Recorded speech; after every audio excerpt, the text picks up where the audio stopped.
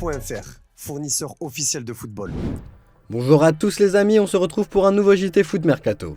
On commence le tour de l'actu avec le PSG où une recrue pose problème. Recruté l'hiver dernier par le club de la capitale, Gabriel Moscardo a ensuite été prêté dans la foulée à son club formateur, les Corinthians. Opéré du pied gauche juste après sa signature, le Brésilien n'a toujours pas refoulé les pelouses de la Serie A brésilienne. Pourtant, le média Gazeta Esportiva assure que Moscardo est remis à 100% et que le staff technique l'a déclaré apte à jouer. En réalité, le problème serait lié à des débats en interne autour du joueur selon Globo Esporte. À Augusto Melo, le président n'a toujours pas digéré la vente du joueur pour seulement 20 millions d'euros. Le PSG espère que le joueur va retrouver du temps de jeu, histoire qu'il ne débarque pas dans la capitale sans avoir joué le moindre match. Toujours chez les arrivées, on a des nouvelles concernant la piste Victor Osimhen, et elles ne sont pas positives pour les fans du PSG. Le Corriere dello Sport a indiqué que Naples n'aurait reçu aucune offre concernant l'attaquant nigérian. Le club reste serein sur le dossier même s'il s'attendait à recevoir une proposition du PSG. On reste en France avec un autre club qui jouera la Ligue des Champions la saison prochaine, le Stade Brestois. Un succès acquis grâce au meilleur coach de Ligue 1, Eric Roy, mais aussi avec le bâtisseur de ce formidable projet, Grégory Lorenzi. Le directeur sportif suscite une énorme convoitise de la part de plusieurs clubs comme Rennes, Lens ou bien Nice. Et selon nos informations, une discussion va avoir lieu dans les prochaines heures entre Lorenzi et son président,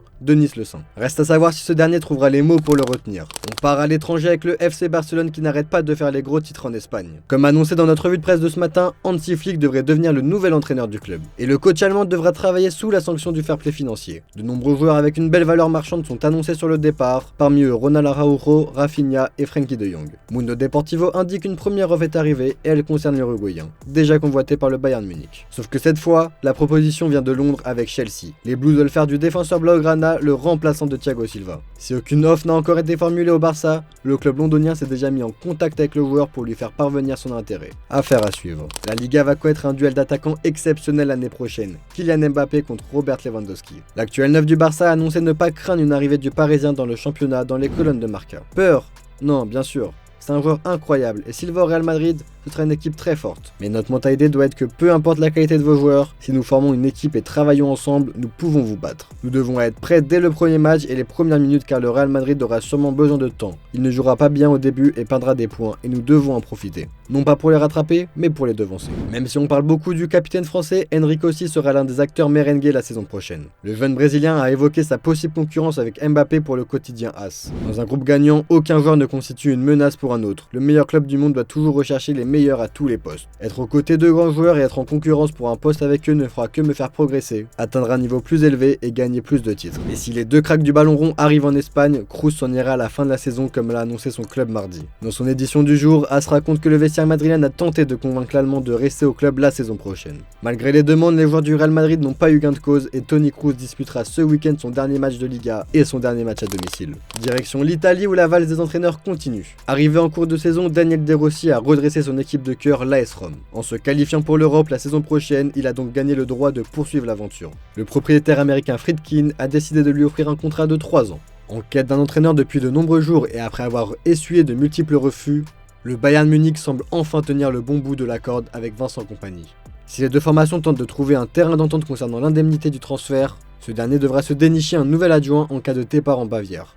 Selon les informations du Daily Mail, le numéro 2 des Clarets, à savoir l'ex-attaquant gallois Craig Bellamy, n'a pas l'intention de plier bagage et mettra donc un point final à sa collaboration avec le Belge qui dure depuis 5 ans. De son côté, Thiago Motta et Bologne, c'est fini. Le club rossoblu vient d'annoncer la fin de leur collaboration après 2 saisons passées ensemble. L'ancien joueur du PSG n'a pas voulu renouveler son contrat à l'issue d'une année exceptionnelle avec Bologne. Le club le remercie pour cette aventure qui a permis à Bologne de se qualifier pour la Ligue des Champions la saison prochaine. Comme annoncé hier par Chelsea, Pochettino ne sera pas le coach des Blues la saison prochaine. The Athletic a révélé aujourd'hui les raisons de son départ. Une partie du vestiaire doutait de la qualité des séances d'entraînement de l'Argentin. Selon certains éléments du groupe, elles étaient limitées en termes de qualité et pas toujours adaptées au choix de l'entraîneur. L'un des 4 de l'équipe n'aurait pas apprécié non plus d'être aligné à un poste où il n'avait jamais évolué auparavant, sans en avoir été informé au préalable ni même s'être entraîné à ce nouveau rôle. Le Big Brother pourrait pourtant rester sur les bancs de Première Ligue la saison prochaine. Même si la direction mancunienne n'a pas encore tranché sur l'avenir d'Eric Ten Hag, Mauricio Pochettino semble être une piste privilégiée par les Red Devils, affaire à suivre. Une petite bombe vient de sortir dans le média espagnol The Objective.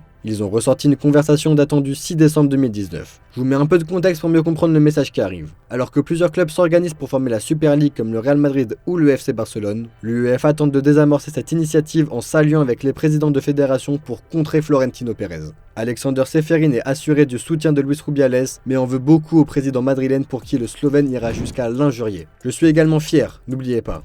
Je ne veux pas parler avec lui. Je ne le ferai que grâce à vous. C'est un idiot et un raciste. Ne calme pas les choses pour moi, je n'en ai pas besoin. Je veux juste que tu sois fort, a écrit le président de l'UEFA sur WhatsApp à son homologue espagnol en parlant de Florentino Pérez. L'amour ne règne pas entre les deux hommes. On passe désormais aux officiels du jour. Avec un effectif intéressant, West Ham va débuter un nouveau cycle sous les ordres du technicien espagnol Julen Lopetegui, dont l'arrivée a été officialisée par les Hammers ce jeudi sur X. Âgé de 57 ans, Lopetegui avait découvert la première ligue avec Wolverhampton la saison passée et prendra la relève de David Moyes. Your track record means that big clubs are always interested in having you as their coach. So what was it about? I am when I want to be. I am when I want to be. I am here because I want to be here. For us, it's a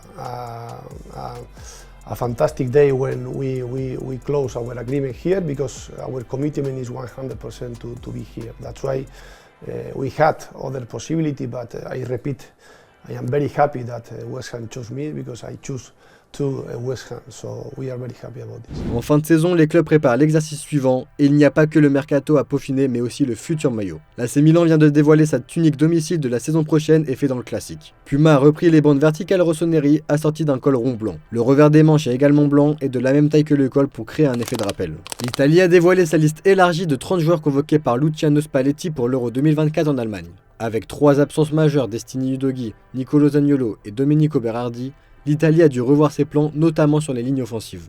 Le sélectionneur italien pourra néanmoins compter sur la grande forme de Gianluca Scamacca, vainqueur de l'Europa League, et Federico Chiesa, héros déjà présent en 2021. Les autres cadres Nicolo Barella, Gianluigi Donnarumma, Federico Di Marco ou encore Giovanni Di Lorenzo seront bien du voyage. Dans cette liste, le sélectionneur italien devra retirer 4 joueurs avant la date butoir fixée par l'UEFA du 7 juin.